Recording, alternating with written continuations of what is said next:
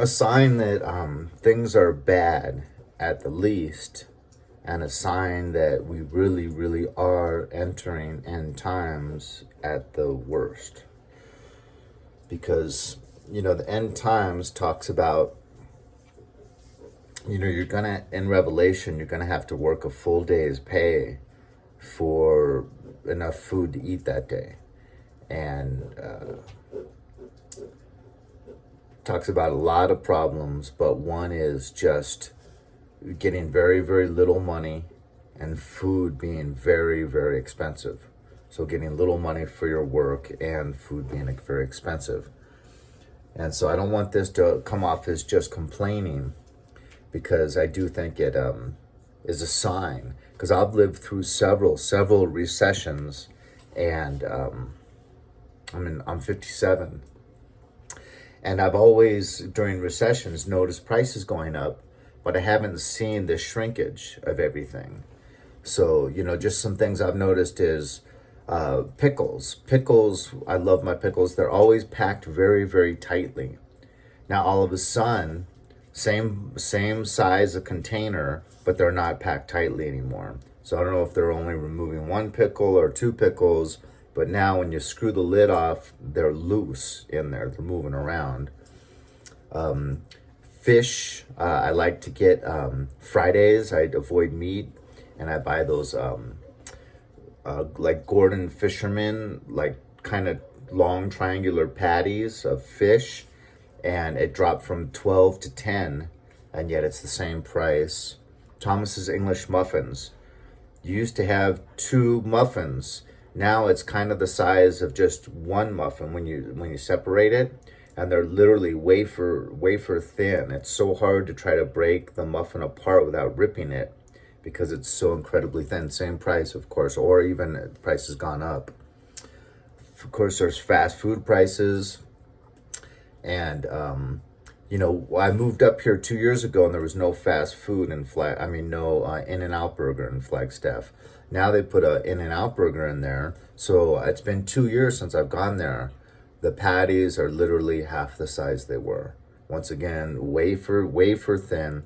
So you get a double, and it's just like getting a single in the old days. Of course, the prices have gone up. So, you're just seeing, I've never seen this where prices are going up and the amount of food you're getting is going down at the same time. Potato chips, they fill the bags with air now. And sometimes the bag, depending on what brand you buy, the potato chips are only halfway up the bag. And so, it's just everything. It's not like half the food companies are doing this. All of them. Prices have gone up, and portion size is greatly diminished. Like I said, I'm 57. I've never, ever seen this before. So, and prices never go down. And they're not going to suddenly increase this package sizes and not raise price also. So we got kind of double indemnity. It's just, I've never ever seen this before. Let me know what you think. Leave a comment, hit like or dislike. But I think it's one of the clearest signs. That and the pandemic and the fear of another pandemic with Mpox are definitely, and then the corruption at the top of leadership. Because if you look at the migrant crisis and how much crime it's causing, and media just doesn't really report on it. And if Kamala gets in there, I guarantee you she's not going to do anything to slow the flow. And it's like trying to cause the country to collapse from our leaders. And my whole life, leaders wanted to get reelected, and so they would provide safety for the citizens, and they would actually try to do things that everyone could see was a benefit, so they'd vote for that person again. Now they can just, they don't, I guess they can do such a good job through the media The media is totally on one side of the aisle. They can do such a good job with the media that they don't have to really protect the people or do anything good for the people. So, once again, it's just good to lean in that relationship. Leave a comment, hit like or dislike. I'll talk to you later. I just wanted to add this in, and that is that, I agree with Father James Altman that it really is good versus evil, and that you cannot be a true Christian or a true Catholic and support the left. Not all Republicans have good intentions. Money rules everything these days. But if you just look at the policies and the agendas and how the mainstream media is always pushing something, only reporting news stories and blowing them up and blowing them out of proportion when it supports their agenda, that's manipulation, and that's of the devil. These mainstream news stations are not reporting news. They're reporting, like I said, things that are blown up, blown out of proportion, that only support their agenda, which is also to mainly support the candidates of the left.